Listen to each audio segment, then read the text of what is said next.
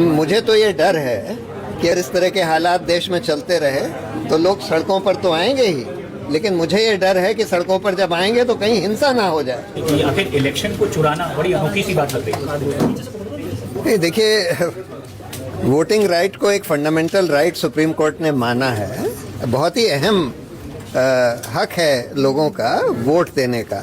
अब इसको इस बिल्कुल धक्कड़ पेल में जल्दी जल्दी पूरी एसआईआर की प्रक्रिया करके, जो कि पूरी प्रक्रिया ही गैर कानूनी है। उसमें लिखा है कानून में कि एसआईआर सिर्फ एक कंस्टिट्यूएंसी या उसके पार्ट में for reasons to be recorded in writing कराया जा सकता है। इन्होंने पूरे राज्यों में करीब कई राज्यों में एक साथ एसआईआर ऑर्डर कर दिया, यही इलीगल है। फिर उसमें इनके मैनुअल में लिखा है कि जब भी इंटेंसिव रिवीजन होगा, जो कि पहले ऐसा इंटेंसिव रिवीजन कभी नहीं हुआ कि आप नई वोटर्स लिस्ट बना रहे हैं। पहले तो डोर टू डोर जाकर इन्यूमरेशन होता था, तब उसको इंटेंसिव रिवीजन कहते थे। पहली बार नई वोटर्स लिस्ट बनाई जा रही है, सबसे इन्यूमरेशन फॉर्म मांगा जा रहा है, डॉक्यूमेंट्स मांगे जा रहे हैं। दूसरी बात, ये जो इन्होंने बंगाल में किया है, लॉजिकल डिस्क्रिपेंसी के नाम पर 27 लाख लोगों के नाम काट दिए इतने धक्कड़ पेल में। देखिए, सुप्रीम कोर्ट ने 95 में एक फैसला दिया था कि अगर किसी के सिटीजनशिप पर आपको डाउट है तो पहली बात तो आपको ये मानना पड़ेगा कि अगर उसका नाम पिछली वोटर्स लिस्ट में था तो प्राइमा फेसी उसको सिटीजन माना जाएगा। अगर फिर भी आपको डाउट है तो आप उसको बताइए कि भाई इस वजह से डाउट है और ये रीज़न है हमारा कि हम तुम्हारी सिटीजनशिप डाउट कर रहे हैं। फिर उसको बुलाकर उसकी पूरी बात सुनकर उसके सारे तथ्य देखकर, जिसमें ओरल और डॉक्यूमेंट्री एविडेंस सब दे सकता है, उसके बाद आप फैसला करिए। और इस फैसले के बाद इलेक्शन कमीशन बार बार ये कहता रहा कि भाई अब इलेक्शन कमीशन का काम नहीं है सिटीजनशिप तय करना। ये अगर इलेक्शन कमीशन को कोई डाउट है तो वो फॉरेनर्स ट्राइब्यूनल भेज दे या कोर्ट भेज दे या फिर सरकार गवर्नमेंट ऑफ इंडिया के पास भेज दे। खुद इलेक्शन कमीशन ये नहीं तय कर सकता। तीसरी बात, इलेक्शन उसमें कानून में लिखा हुआ है कि सब पारदर्शिता बरतनी पड़ेगी इलेक्शन कमीशन को।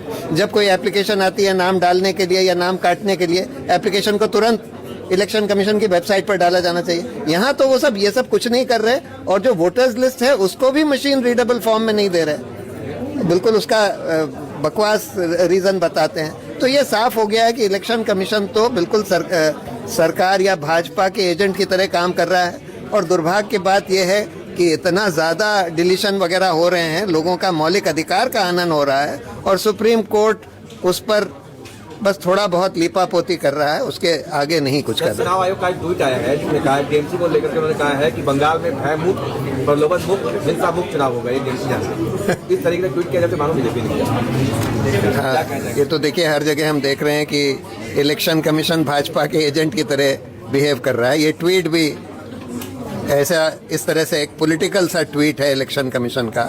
उन्होंने भाजपा की मोहर लगाकर कोई डॉक्यूमेंट जारी कर दिया। उन्होंने उनके एक ऑफिसर जो है वो भाजपा का पूरा प्रचार करता हुआ पाया गया। तो ये सब तो हम लगातार देख रहे हैं, और इलेक्शन कमीशन के चयन पर हम लोगों ने चुनौती दी हुई है, जिस कानून को इन्होंने बदल कर, सुप्रीम कोर्ट ने बोला था कि भाई चयन एक निष्पक्ष कमेटी के द्वारा होना चाहिए जिसमें प्रधानमंत्री, लीडर ऑफ ऑपोजिशन और चीफ जस्टिस हो। उनको इन्होंने बदल के चीफ जस्टिस को हटा दिया, एक और मंत्री ले आए।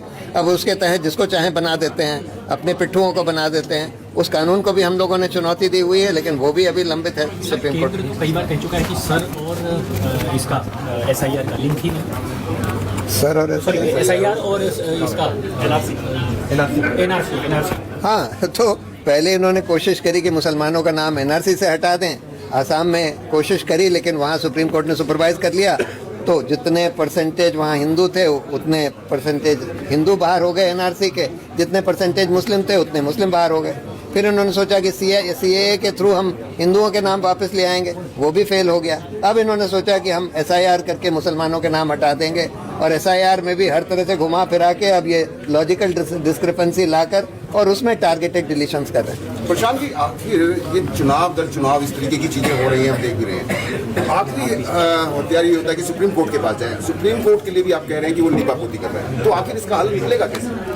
देखिए, मुझे तो ये लगता है कि इस देश में अब बहुत बड़ा जन उभार होगा, एक बहुत बड़ा पीपल्स मूवमेंट होगा, क्योंकि हर तरह से लोगों को कुचला जा रहा है। और ये तो कुचलने का। देखिए, अगर आप उनका नाम वोटर्स लिस्ट से हटा देंगे तो अगला स्टेप ये होगा कि उनको राशन कार्ड से भी हटा देंगे। बाकी सब उनके जो राइट्स हैं जो सिटीजन्स को मिलते हैं वो भी आप उनको डिनाई करना शुरू कर देंगे। ये होने लगेगा। क्या सर सुप्रीम कोर्ट में जस्टिस नहीं मिल रहा है तो क्या सर के लड़ाई के मैदान बनेंगे? देखिए, मुझे तो ये डर है कि अगर इस तरह के हालात देश में चलते रहे तो लोग सड़कों पर तो आएंगे ही, लेकिन मुझे ये डर है कि सड़कों पर जब आएंगे तो कहीं हिंसा ना हो जाए।